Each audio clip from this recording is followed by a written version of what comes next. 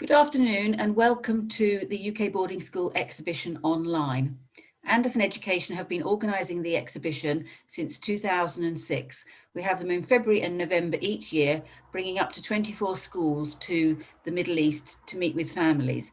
Sadly, this year we're not able to be there in person, although we do hope to be back on the 26th and 27th of February 2021.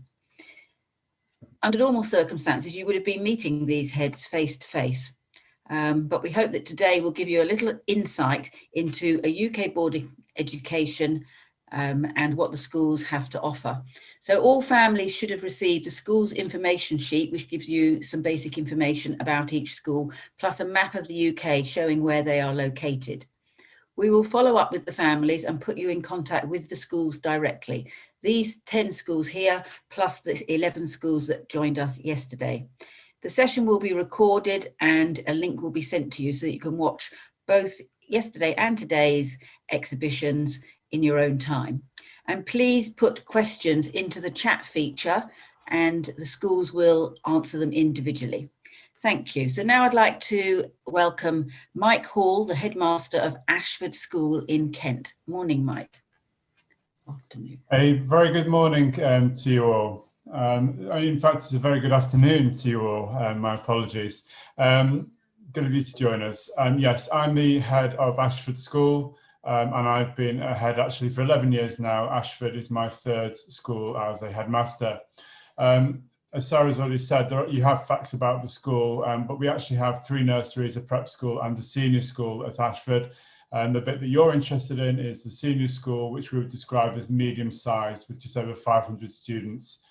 Which means we average about 70 to 80 pupils in a year group. We have around about 170 boarders in the school coming from 20 different countries across the world. Before I talk a little bit more about some of the cornerstones of the school, I myself have strong links with the Middle East. I've lived in Dubai, and in fact I was CEO and principal of a large British school in Dubai.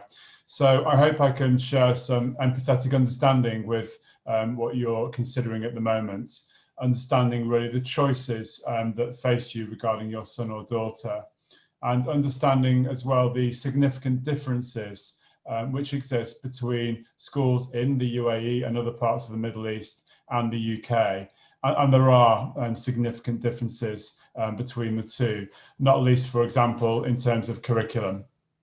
I'm very happy to speak to any of you about these differences. It's a very common area for questioning for families coming from this part of the world. So I've been an expat. My 3 sons have returned to the UK as returning expats. And in fact, at Ashford, we do have a lot of expat families who've returned from many parts of the world, but predominantly the Middle East. Why? We're not entirely sure, but the fact that we're very close to London, 37 minutes by train, we're in a beautiful county in Kent, and also we're very near to continental Europe as well, with a stop for the Eurostar in Ashford itself.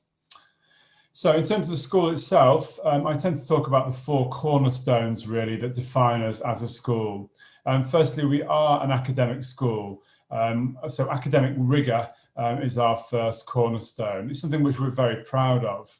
And in fact, this year alone, and it's been the same for the previous 3 or 4 years, our average A-level grades for university entry were 2 A's and a B. Our second cornerstone is adventurous learning. This is a philosophy which runs deep and right throughout the school. We really want to inculcate a philosophy of encouraging the students to be adventurous. And by doing that, we really have to inspire the minds of all our pupils, inspire them to think differently. It was Einstein who said, "A person who has never made a mistake has never tried anything new." And this very much captures our philosophy.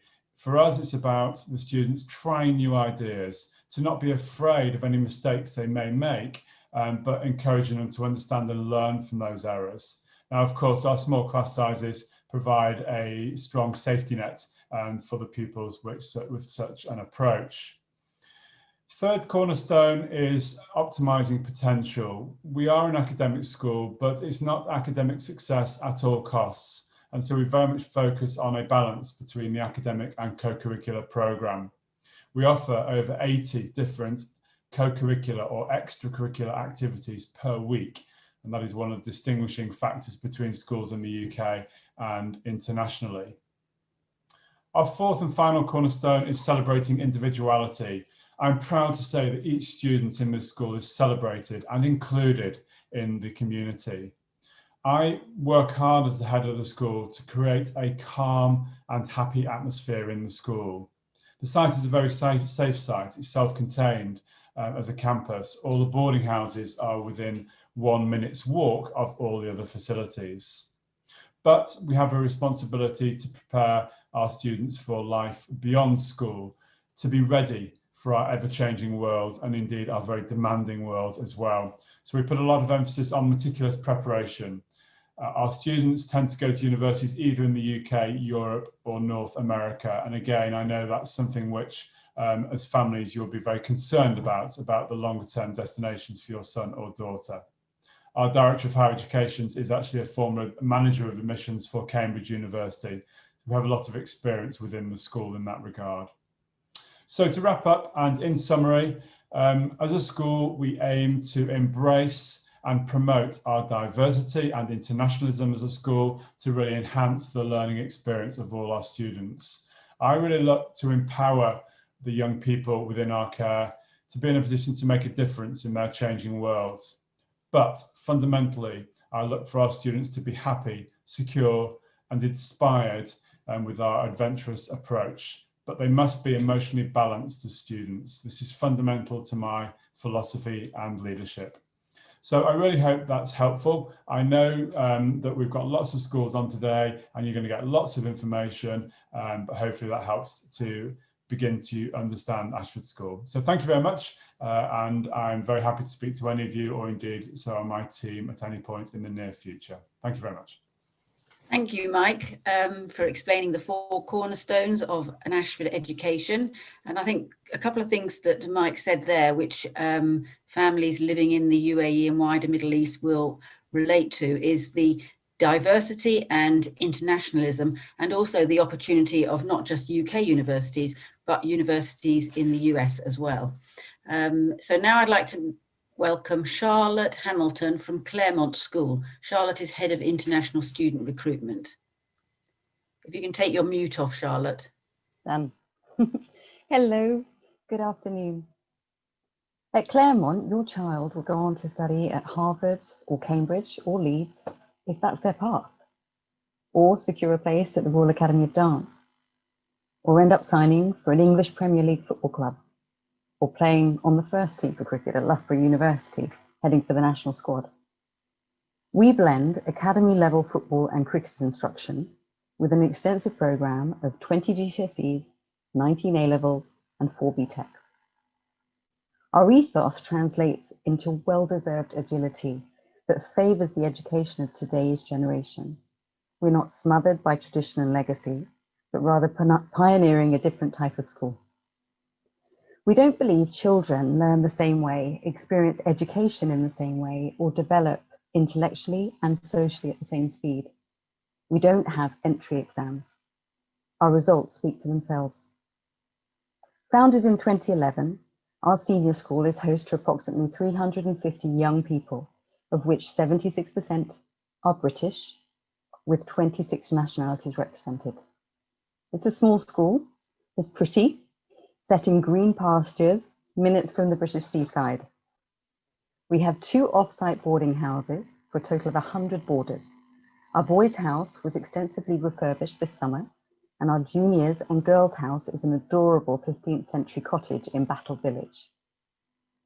Your child's happiness, security, safety, and personal development are at the forefront of our work. We believe when school ends, home life begins. And our off-site boarding allows children to feel a greater sense of normality. They go home. And when on campus, everyone is a day student. No slipping off to pick up a textbook you forgot. No hanging out in bedrooms where day pupils can't go. No, everybody is together. We have 2 pools, 110 acres of playing fields, 5 full-size grass pitches, a studio theatre, dance suite, forest school, pro cricket and pro football player programmes, Over 150 extracurricular activities each year included in the fees, an empowering and empathetic educationalist who happens to be our head teacher, and teaching and non-teaching staff who systematically go above and beyond. They all know your child and for all the right reasons. At Claremont, we're focusing on skills of the future: analytical thinking, active learning, creativity, leadership, and emotional resilience. The World Economic Forum skills of the future are embedded in our teaching and learning through our good struggle philosophy. Learning shouldn't come easy, nor be so hard a child becomes frustrated. The amazing learning happens in the good struggle space. I'm really looking forward to answering your questions and to speaking to you further. Thank you. Thank you, Charlotte. Skills of the future. I think all of our children need to be equipped with those. That sounded great. Now I'd like to introduce Tara Reeve from Downe House School. Tara is Director of Admissions. Good afternoon, Tara. Good afternoon, and thank you so much for having me today. When thinking about how best to use my 3 minutes with you today, I did ask a colleague and they said, that's easy. You just need to give them an example of a brilliant day in the life of a brilliant Downe House pupil. I could give you Catherine. She's in our current year 11. She's just become the youngest female pilot in the UK. Or I could give you an example of Dana in my house. I'm a house mistress as well. She plays volleyball for England. There are lots of amazing examples I could give you. But the truth is, there's no such thing as a typical Downe House girl. Yes, they are academic. We're an academically selective school, and the results speak for themselves. But we want girls to leave us with far more than just excellent academic results. Our job is to get the best out of every single girl that comes to us, and to get them to discover their passions, to develop their leadership skills, and to become, really most importantly, the best versions of themselves that they can be. And as a full boarding school, and I really mean that, we are a full boarding school, we're in a great position to do that. Everybody boards. That means our weekends are really busy and really fun. Saturdays are all about lessons in the morning. We have matches in the afternoon. Sundays are about enrichment activities, extracurricular activities, and making the best use of our 110-acre site here in Berkshire in the beautiful woodland that we have. So it could be laser tag, it could be orienteering, or bushcraft even. So what differentiates us apart from being single sex, clearly, and being full boarding? Well, our founder, Olive Willis, set out to not only to create a full boarding school that was different, but a school founded on tradition, but with a real sharp focus on the future. We are a Microsoft showcase school. We have the highest number of MIEEs in the country. That's Microsoft Innovator Educator Experts. Every single pupil has a Microsoft Surface device. Every single teacher has a Microsoft Surface. And we have all the infrastructure and training to deliver a brilliant curriculum online and offline, which should give you reassurance as a parent if there were anything that were to disrupt your child's education in terms of being on site. That will not be a problem. All our lessons are recorded and delivered online. We are a globally outward-looking school. We have our own school in France, in Sauveterre, in the beautiful Pyrenees. So every single girl with us in year 8 spends a whole term in France with her peers, being taught in French and learning about French culture. We have a global exchange program in year 10, where our girls get to experience 3 or 4 weeks in one of our 16 partner schools across the globe. And I really mean every inch of the globe there. And in the 6th form as well, we offer a program of global internships. And most excitingly for us at the moment, in September 2021, we are, all things crossed, opening our first sister school in the Middle East, in Oman, in Muscat, which is a day school, which we are very excited about in the UK, because that's going to open up lots of opportunities for our girls in the UK. Finally, and most importantly, we have the highest standards of pastoral care. And not only do we look after the girls really well, and I'm speaking from a house mistress's point of view, but also we get to know you as a family. We want to work with you directly. And it was really interesting recently, I spoke to a father, actually, one of the girls in my house, and I was talking to him about our family-friendly boarding message. And he compared it to the school that his son was at, and he said, wow, coming to Downe House was completely different. It was like entering a new community, and it was as if Downe House gave us a really big hug. So I hope that's given you a little flavour about just how special a community we are here at Downe House. And I really hope, time given, that I'll be able to give you a tour over physically in person and answer your questions as soon as possible. Thank you.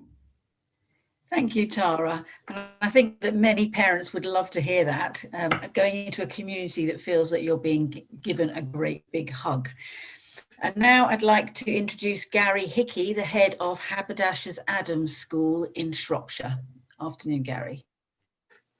Good afternoon and hello from sunny Shropshire here, right in the middle of the country. Haberdasher's Adams is a very, very traditional school in many ways. We are 400 years old. We're set in two very, very beautiful old buildings, but we also have extremely modern areas to our site as well. We are a grammar school in the traditional selective sense, and what a lot of people perhaps don't realise about us is that we are also what's called a state boarding school. So unlike an awful lot of other boarding schools around the UK, our education is paid for by the state, which means that families, if they have a British passport, only pay for the boarding. So our fees are approximately £11,000 to £12,000 a year, because parents just pay for the boarding aspects of our school. Our boarding house for the juniors is set in 100 acres of beautiful rolling Shropshire countryside. And we believe very, very much in the work hard, play hard ethos. We expect all of the boys, when they come home from school, which is a very, very rigorous and demanding academic day, to instantly get changed and go out and play. Because we believe that it's very, very important in this day and age that children can still be children. And they should be outside, and they should be playing together, and they should be having fun. We do strive for a high academic bar, as perhaps you would expect from a grammar school. On average, 10 to 11 of our pupils every year get into Oxford or Cambridge, with nearly 95% of our entire upper sixth achieving their first university choice when they leave us. Academically, we frequently are in the region of 76, 77% of A star to Bs for our A-level results. And this year we had 53% of our pupils getting A star to A. So we do set quite a high academic bar, but alongside that, we also believe very, very much that we are still small enough as a boarding community to have a very distinctive family feel. And I'm going to introduce Caroline now, who is our international registrar, to say a few more words about that. Hello everyone. I just wanted to add a few words, not just as a member of staff at Haberdasher's Adams, but also as a parent of a boy that's been through the school system, because I have had the absolute honour of experiencing firsthand all the many things that make the school so special. I've witnessed pupils crying and hugging one another because they don't want to leave the school, despite the fact they've now had 7 years at the school. Teachers crying because they don't want to wave goodbye to them. Alumni asking to come back to the school to actually reunite, but to offer career support and help to our pupils. I've seen pupils grow to become incredible individuals, delivering powerful farewell speeches and some really heartfelt words of welcome to new pupils. One boy's words recently resonated with me, so I just want to share them quickly with you. He says, "I wonder how I can encapsulate this outstanding school in a few words. I honestly don't think anyone can, but I had to try because that's the attitude that we promote here at Adams. Adams is unique. It isn't just a school, it's much more. It's a thriving community. No one does just one thing. The rugby players dance, the dancers debate, and the debaters march around at CCF. We don't aim to look good on paper, we aim to be interesting in person. So I just want to say that, yes, we have low boarding fees because we don't have any day fees. Yes, we have excellent academic results with students going to top universities. Yes, we're a Haberdasher school, which means we are one of 12 great companies of the City of London. And with that comes scholarship opportunities, apprenticeship opportunities, and mentoring opportunities. But at the heart of the school is the fact that we are a community which is supported by a really strong house system that breathes life into all the pupils, provides enrichment opportunities, and actually pure fun. So if you've got any questions at all, then I'm very happy to answer them.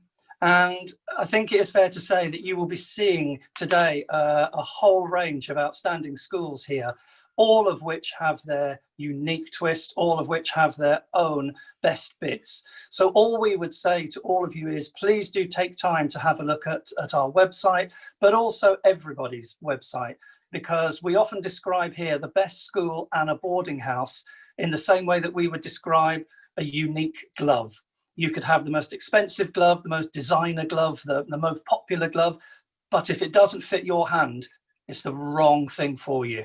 So we always say that the happy pupil will do well wherever you are. And fundamentally, we want the pupils at Adams to be happy. So it's been a pleasure to be able to talk to you today. Please do have a look around our website and enjoy the rest of this conference. Thank you very much. Thank you, Gary and Caroline. And I think that's going to remain with people for a long time about finding the right glove, the glove with the right fit. If I can just remind schools, because there are some questions coming in. There have been ones about guardianship, exeats, airport transfer, and what you offer students that are not particularly sporty. And also there has been one there for Gary and Caroline about who can apply to a state boarding school. So if you could reply on the chat, please, that would be great. Now I'd like to welcome Simon Grocott from Lincoln Minster School. Good afternoon, Simon.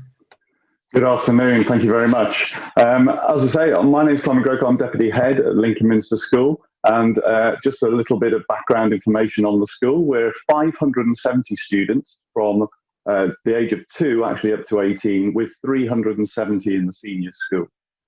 For those of you who don't know Lincoln very well, we are just 2 hours on a direct train from King's Cross, and Lincoln is we're very proud to say, in the top 10 safest cities in the UK, which I know is very important. Our school is located very close to the city centre and a stone's throw from the cathedral. And that gives our boarding students the opportunity to go down into town at the weekend and access to all the facilities that the Lincoln City offers. I've been asked to talk about the strengths of the school, which is very, very difficult to do in such a short space of time. But the top strength of our school is that we have happy students. That's the most important. They have happy students with a great pastoral care system. We know all the students personally, and we know all the parents personally, and that's the way we've always operated, and we want to keep it as a nice sized school where that can continue. We're a non-selective school, but however, we achieve hugely impressive exam results that are very much in line with the grammar schools in our area. We're surrounded by grammar schools, and our results are extremely comparative with those.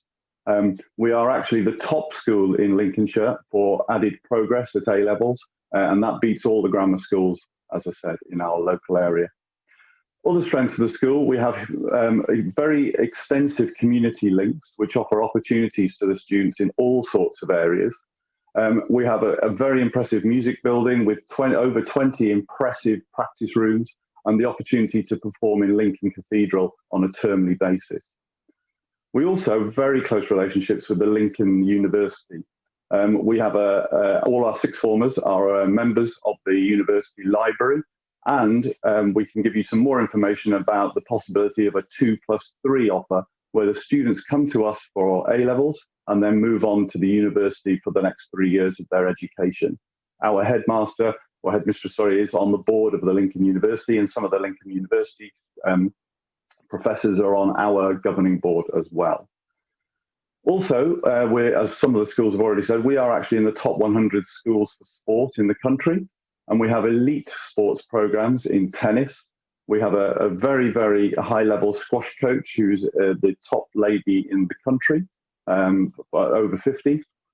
We have hugely impressive opportunities in golf, where our students are able to go and get trained at the home of England Golf, very close by at Woodall Spa.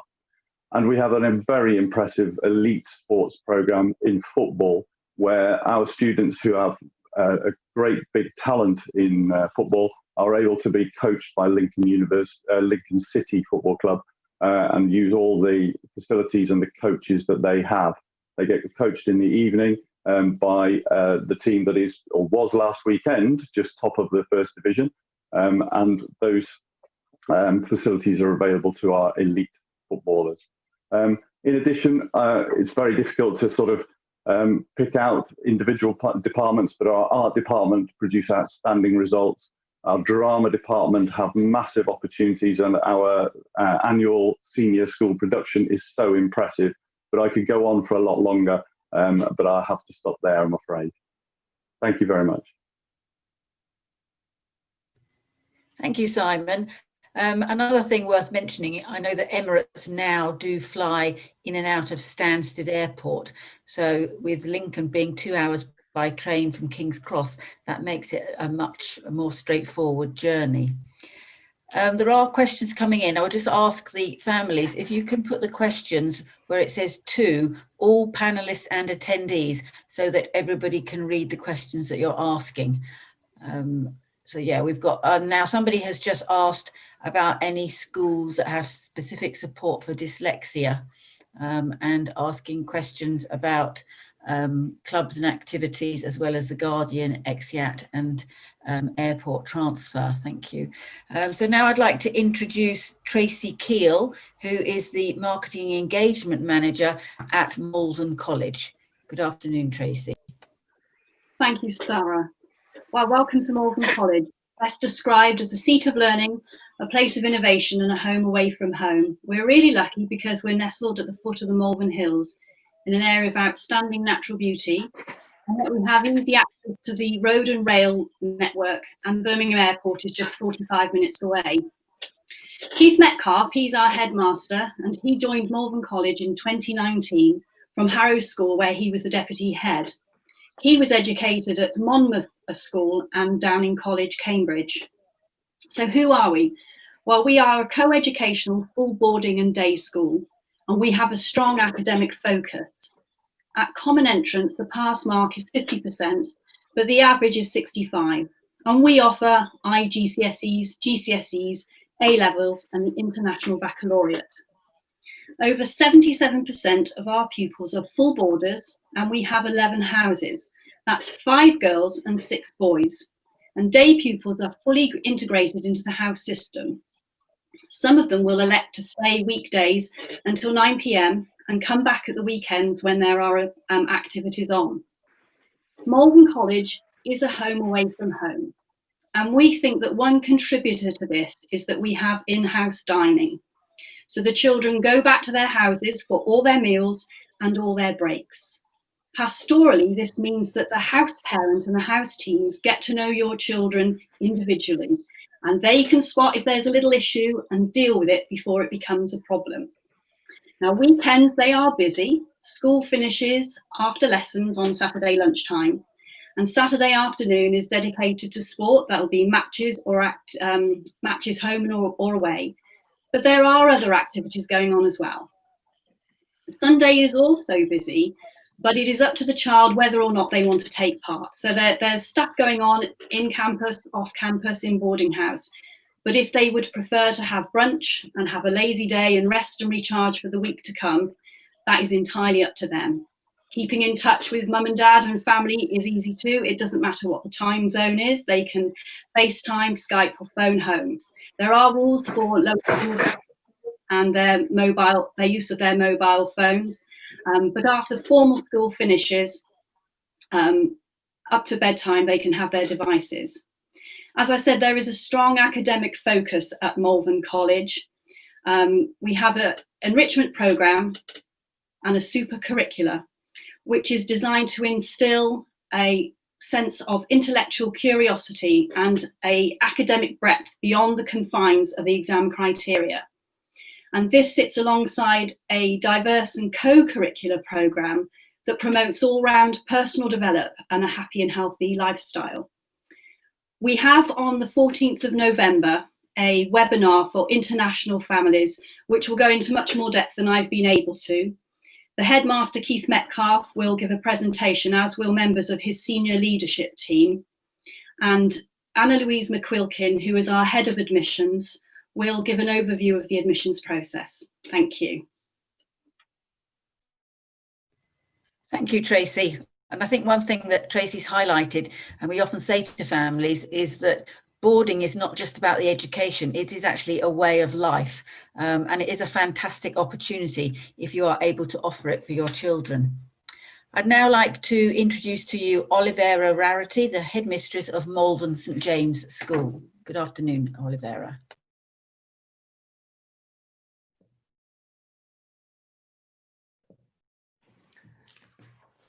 Good afternoon. It's a great pleasure for me to be here today.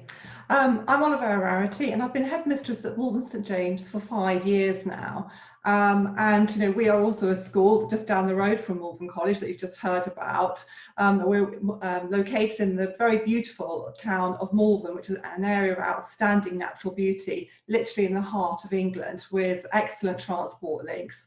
The Malvern station, Great Malvern, is just literally located across the school, and this connects us to Birmingham, Oxford, Stratford-upon-Avon, Bristol and London, and we're just under an hour again from Birmingham Airport and 2 hours from Heathrow. So Malvern St James is a very modern and dynamic independent boarding school and day school for girls. So we go all the way through from 4 to 18. We have around 50% who are boarders, and our approach is totally holistic and focused on helping each and every girl to find her own unique path and to achieve her personal best. So everything, because we're all girls, everything is very much geared for the girls. There are literally no barriers in terms of what they can aim for and what they can go on to achieve. We encourage girls to be ambitious, to follow their passions, be that a high-flying lawyer or architect, a passionate dramatist, a scientist, or a business leader. And we have, in fact, over 50% of our girls who go on to STEM-related degree courses. We're exceptionally strong in this area, as well as being able to provide a very strong arts programme. So the whole focus is on about embracing opportunity and having a very inclusive approach. I think one of the keys to our success is our size. At around 400 girls, we can offer a very strong sense of family. And this means that we have around about, in the senior school from about year 9 upwards, we have between 50 or 60 girls in each year group. Educationally, this means we're big enough to offer breadth of curriculum, including over 100 co-curricular activities, but we're small enough to be personal and to really know each girl. And that enables us to foster a culture which encourages intellectualism, creativity, collaboration, encouraging girls to really push themselves and test themselves beyond the confines of the curriculum to develop intellectual and emotional and social confidence. We are an academic school. I think we're very much grounded in academic tradition. Our heritage, we're a school that goes back over 100 years, and we very much combine heritage with modernity, and we have a very fine track record of educating successful women.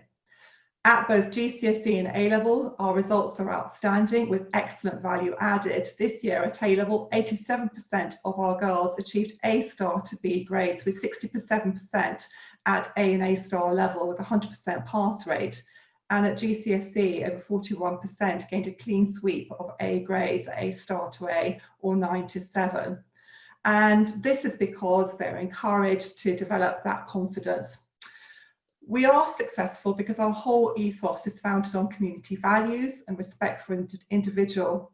We very much promote a culture of service and to the wider community. and we're also known for exceptional levels of pastoral care. And girls know that they're well cared for, their voices are heard, and their happiness and confidence is very closely monitored. And we also recognise that no two girls are the same, and that an individualised approach is very needed. We have 5 boarding houses, and boarding is at the heart of our community. And the boarding approach is not vertical, it's horizontal. And this means that girls really are able to make deep and long-lasting friendships with girls right across their year group, and to develop supportive relationships in an inclusive family setting. We aim to develop each girl's unique talents through a healthy balance of curricular and co-curricular, which pushes them out of their comfort zone so they can express themselves through drama, the creative arts, but also young enterprise, developing entrepreneurial thinking, being future leaders with Model United Nations, literally something for everyone. We really encourage girls to be experienced leaders, and they have opportunities as digital leaders, subject ambassadors, eco champions, heads of houses, prefects, and so much more, because what we believe is preparing girls for leadership in a global world. And as a result of our holistic approach, our girls go on to such a wide range of courses at top Russell Group universities, and they go on to follow very competitive career paths, which are very much a testament to MSJ's culture of instilling confidence, ambition, and achievement. And when they leave, they go on to join an alumni group of over 4,000 women who connect with each other in today's increasingly networked world. And I'm delighted that this year MSJ won the Independent School of the Year Award for our Alumni 100 campaign. And this is a programme connecting all generations of girls who are leaders in their field, literally across the world, coming back and mentoring and giving talks to our current pupils, inspiring them with their futures. And so at MSJ, your daughter will find a path that suits her and the things that stir her curiosity and make her happy. And I'm delighted that the Good Schools Guide was able to observe this and noted that at our school, MSJ is full of girls who will change the world. And I can see that on a day-to-day basis, and I couldn't be more proud of what the girls go on to do. Thank you, Olivera, and congratulations to MSJ on that award that you've achieved. That's fantastic. So good to hear about the individual programmes unique for each girl, and your pastoral care, which is very strong. Now I'd like to introduce to you Judith Fremont-Barnes, who's the headmistress of Milton Abbey School, which is in the southwest. Good afternoon, Judith. Good afternoon. And can I just say, first of all, thank you so much to Anderson Education for organising this event. It has been inspirational to hear about so many amazing schools and to just hear the progressive and inclusive attitudes towards educating young people for a world we know not. It's the wonderful thing about education, isn't it? That we're getting these people ready in the present for a future that we don't quite understand. And my goodness, if the last 6 months has taught us anything, it's taught us that the ability to sit down and write 3 hours worth of exam is not actually terribly useful. And all of you who are employers have probably had the same experience that I have over the years of seeing someone who looks great on paper, but then you meet them and within seconds, you know they don't have the skills that you're going to need to join your team.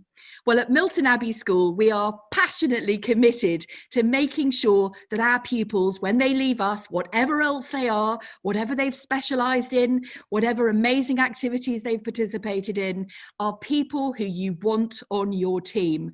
I loved hearing earlier someone talk about not having people who are just people on paper.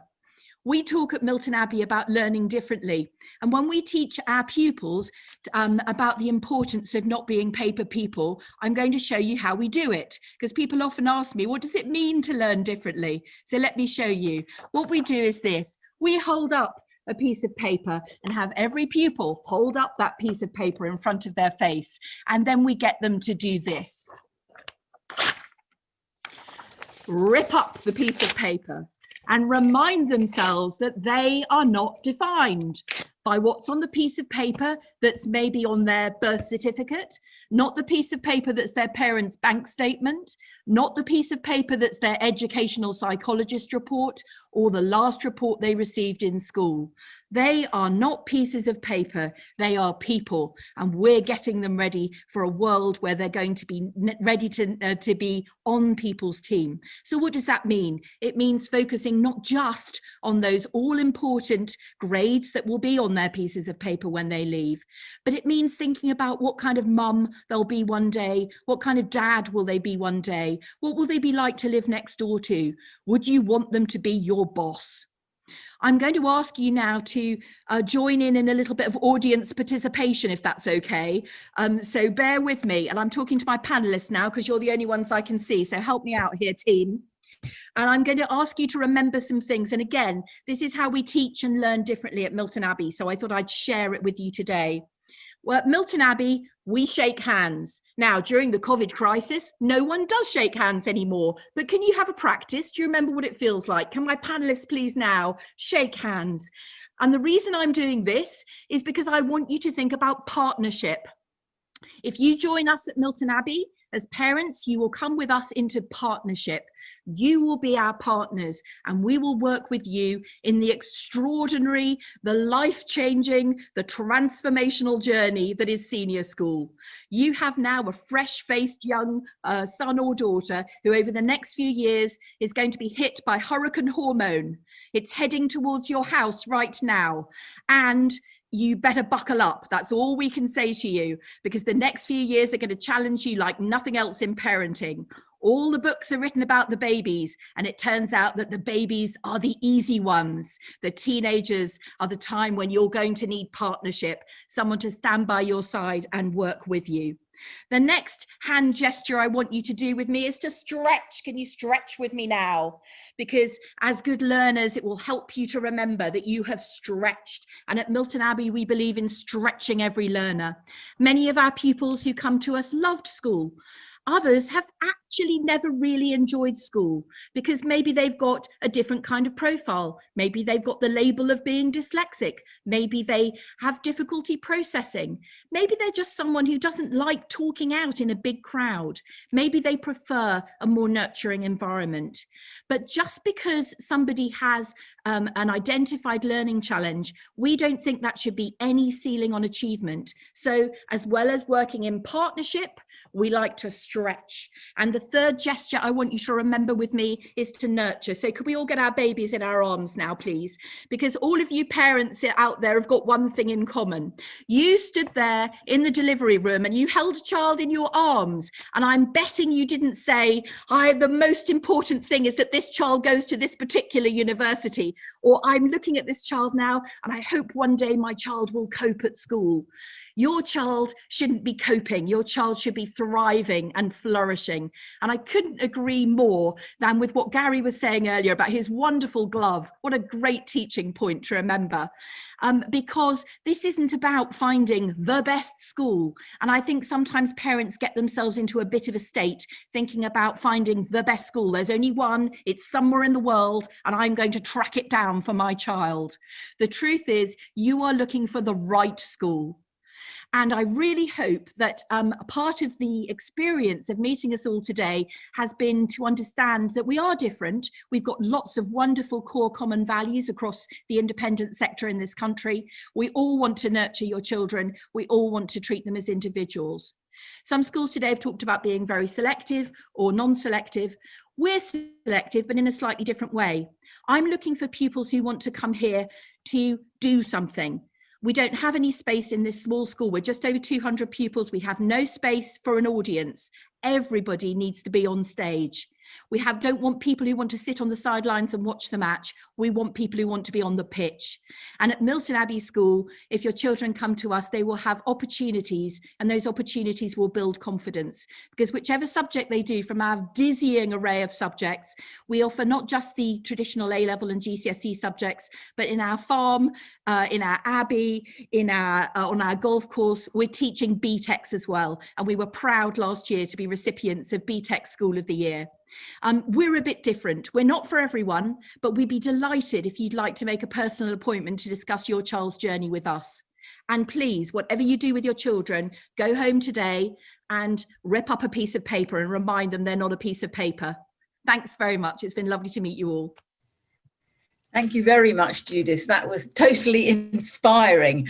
And now we're going to be following that with someone who I know will be equally as inspiring. So I'd like to welcome Alistair Brownlow, who is the head at Rochester Independent College. Good afternoon, Alistair. Oh, thank you so much, Sarah, and thank you for that, Judith. I feel like I need props and audience participation. And thanks so much for coming, everybody. I'll try and tell you in the 4 minutes that I've got a little bit about Rochester Independent College, which is the school where I've been lucky enough to work since 1997 when I started my teaching career. And so many different sorts of really good schools talking to you today, and like the glove metaphor that was used by my colleague, one of my colleagues earlier, Rochester is again very different. We're in Kent, so we're very close to London, about 37 minutes away by fast train. There are some key things I think that differentiate Rochester. One of them, informality. One of the first things that you'll notice if you have a look at our website, if you come and visit our school, is that we don't have a school uniform. Teachers and students here are on first name terms, and our average class size is 8. So it's got a very different look and feel to some more traditional independent schools. And certainly when students come to us, as many do over the years, from international schools from different parts of the world, it's kind of helped with that transition into the UK educational system. We're quite a big school now. We've grown. We've got 345 students, but we're still predominantly sixth form. We started as a sixth form college with a real focus on university entry.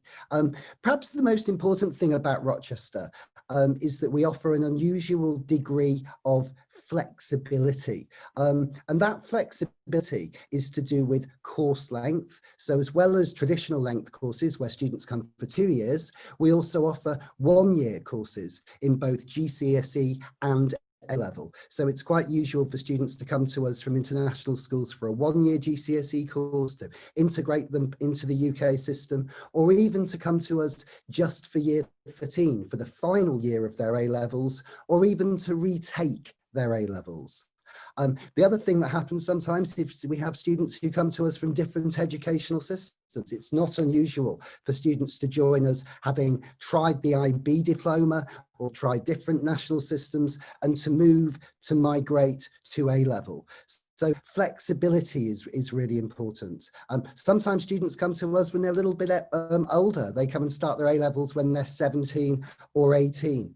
Some students, I think, they work through the educational system in a seamless way. Others have ups and downs. They kind of need to go back, to restart, to rethink. And that's certainly something that we can help with at Rochester. Rochester is very much a kind of academic school. We offer a huge range of A-levels. We have about 40 different subjects, and students can do them in any combination they like. We had a boy join us from one of the schools in Dubai this year, and his A-level combination was fashion and textiles, philosophy, computer science, and politics. And I said to him, I don't know if anybody else is doing that particular combination of subjects anywhere else in the country. So it's all to do with finding the right fit for particular students. So we're an academic school, and that's reflected in our A-level results. We're rated in the top 2% of schools in the UK, in England, for value-added progress at A-level. And students go off to a really wide range of different universities. So last year's university list included Cambridge, maths at UCL, English lit at Bristol, so lots of academic courses, but we also sent students to St Martin's to study menswear and ceramics, to the Slade School for Fine Art. So there's a real balance between the academic and the creative.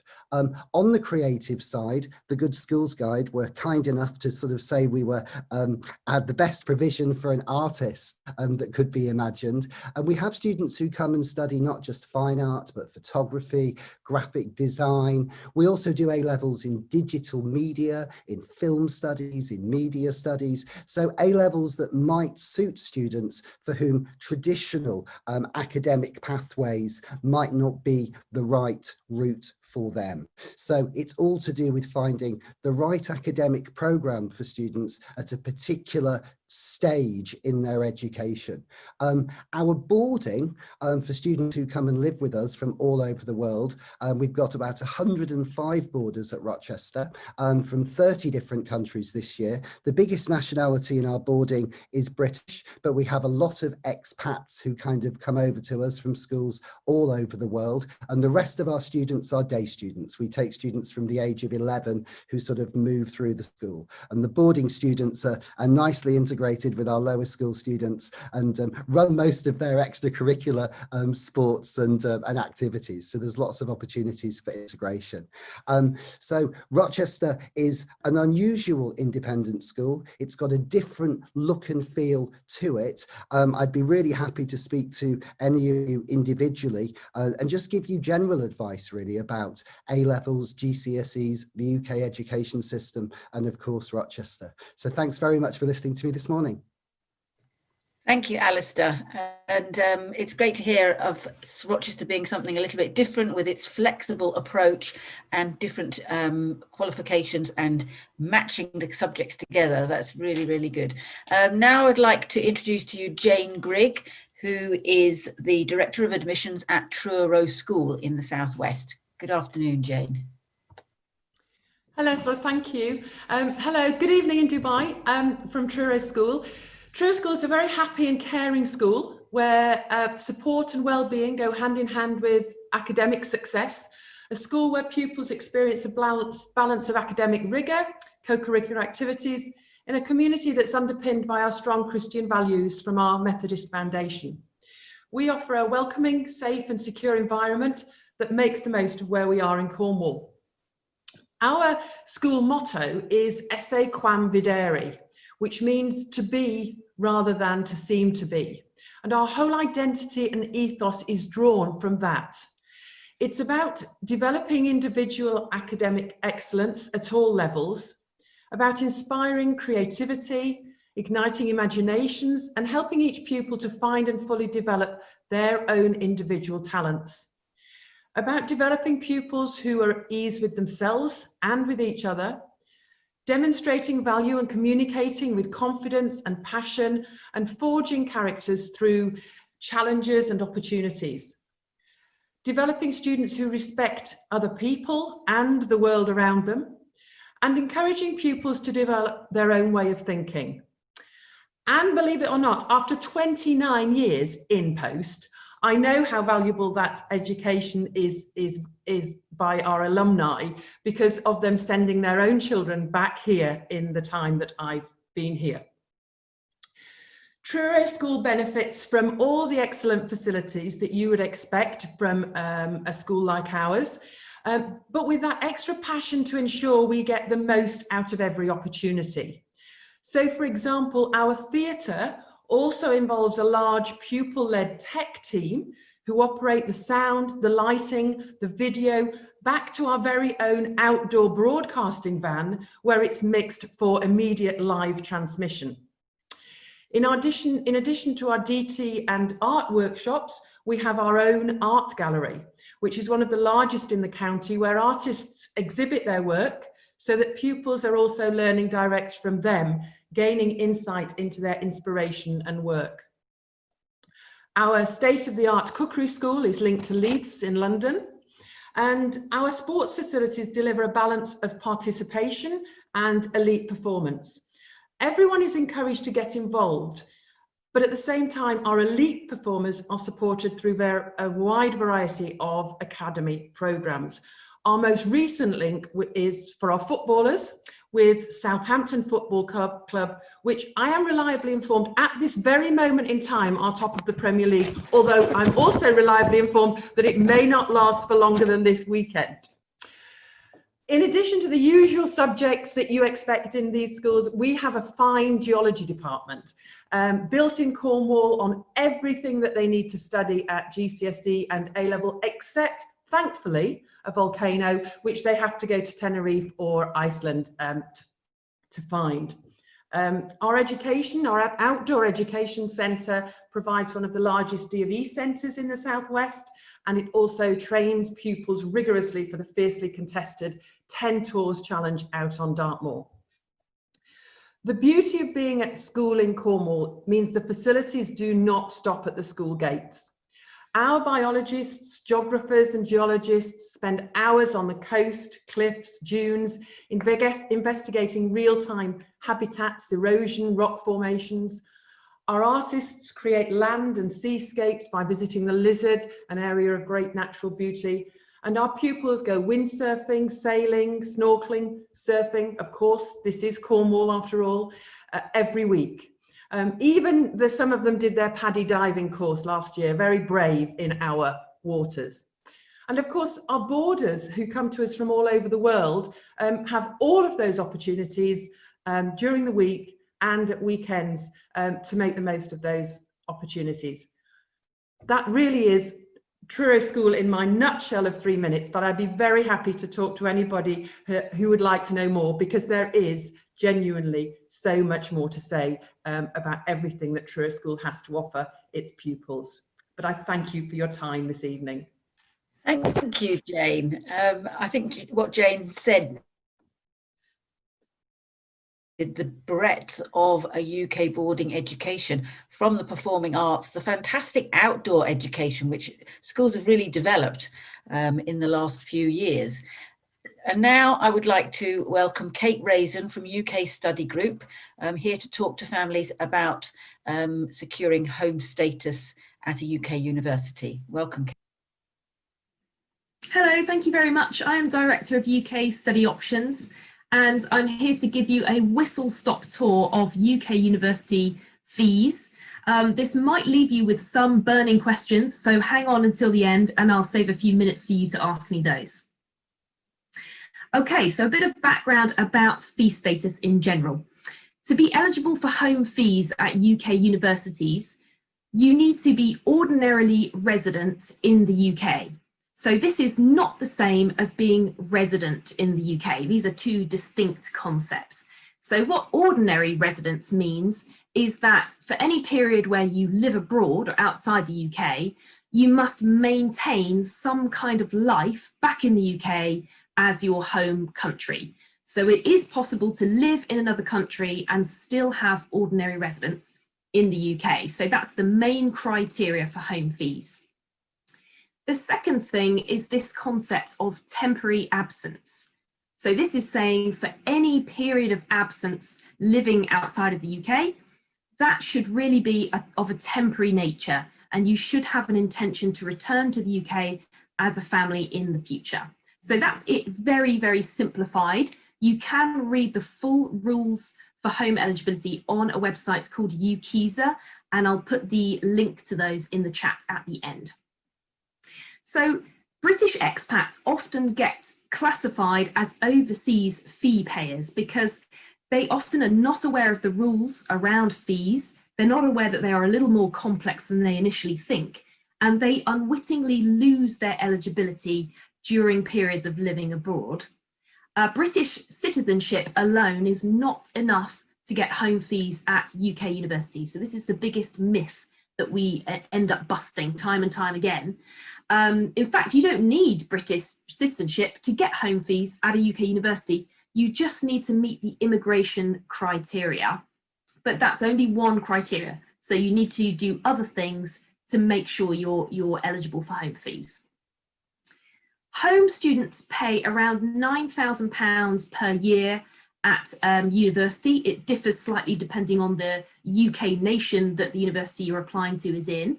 But generally they're around £9,000, and that's for any course and any university. So you could study history and pay that fee, or you could study medicine and pay that fee.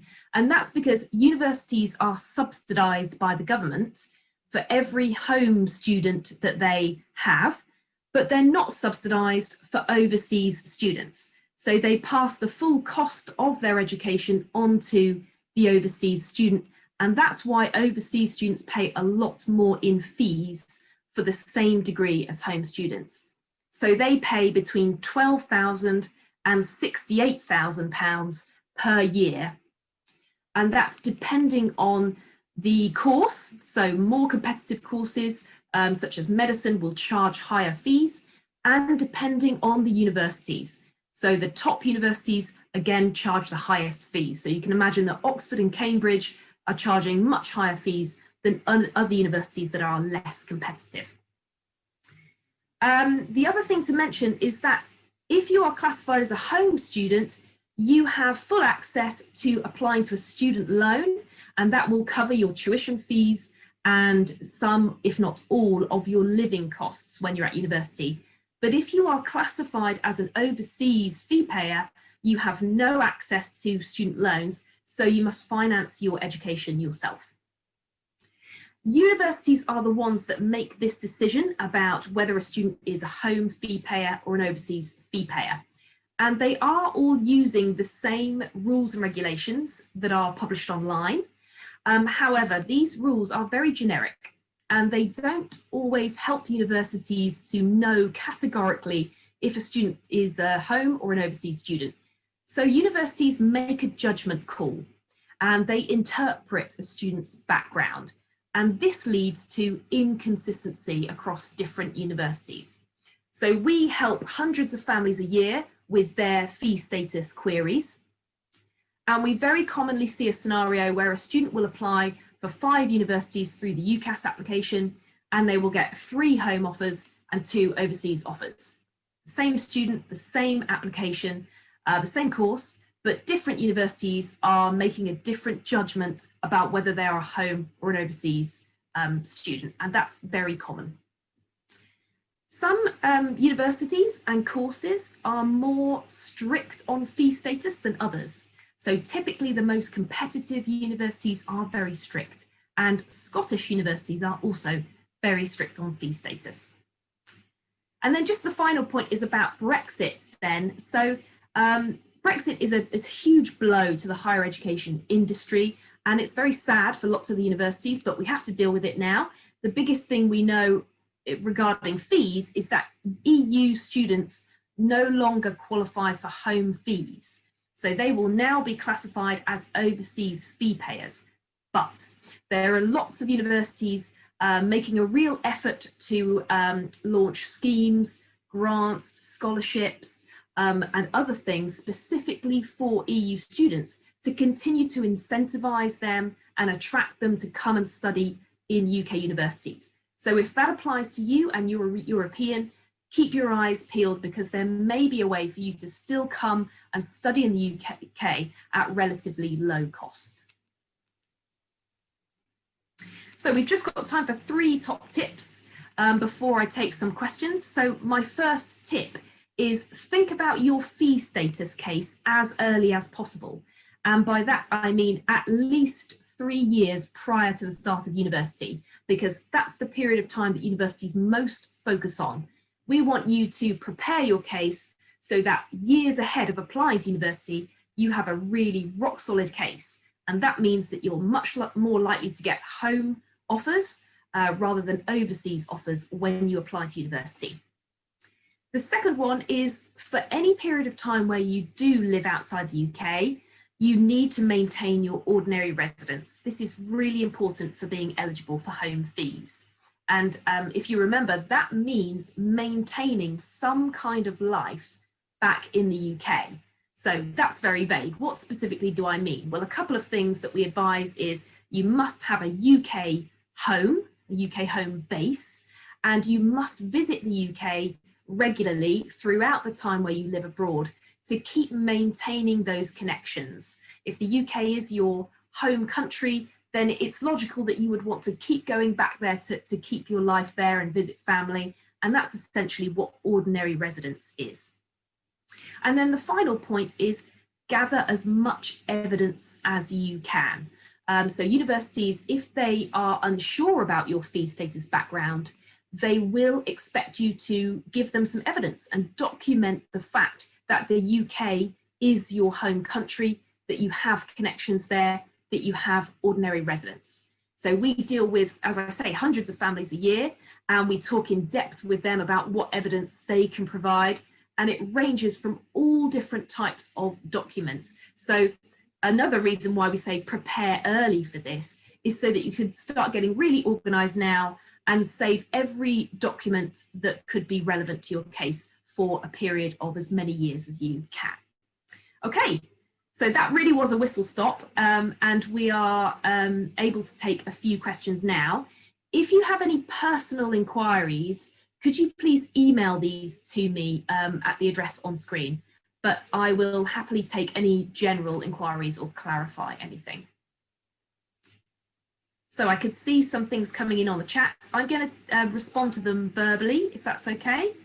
I'll just get the chat box up. Okay, I might glaze over slightly while I read them, make sure that I'm not missing any. If you're getting any directly, Kate, can you share them? Oh, I'll just put the link to the rules and regulations on there as well. Hopefully that went to everybody. So you can read those in full. They are very complex and long-winded, but they are there so that everybody can consume them. Oh no, I think the questions in there are actually for schools. So if you do have any questions that pop into your head after today, please just email them to me and I'll happily answer to you those after the session. Okay, thank you. Thank you, Kate. Very valuable information and hints and tips and advice. Can I ask you to not to take your screen down now, please?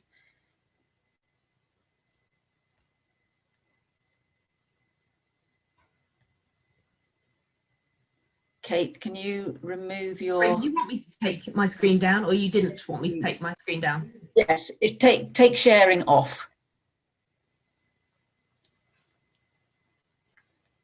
Thank you. And I would now just like to invite my colleague Nikki, who'll say a few words before we close today's online exhibition. So we would like to thank all of the school delegates. It's been stimulating and interesting and very informative. And I'd like to thank the families for taking the time, and we will be in touch with you individually. Thank you, Nikki. You're on mute, Nikki. Mute.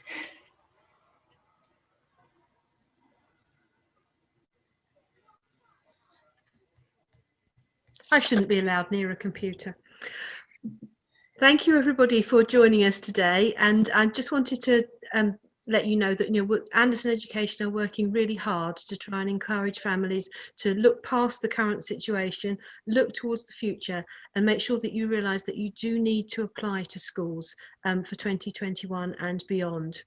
Although the schools have put in absolutely brilliant online provisions and they've been able to do it very quickly, we're really keen to show that nothing is a substitute for actually being at school. We would hope very much that we'll be able to have exhibitions face-to-face in the future, and that perhaps Zoom will be something that we remember from 2020 as a good thing.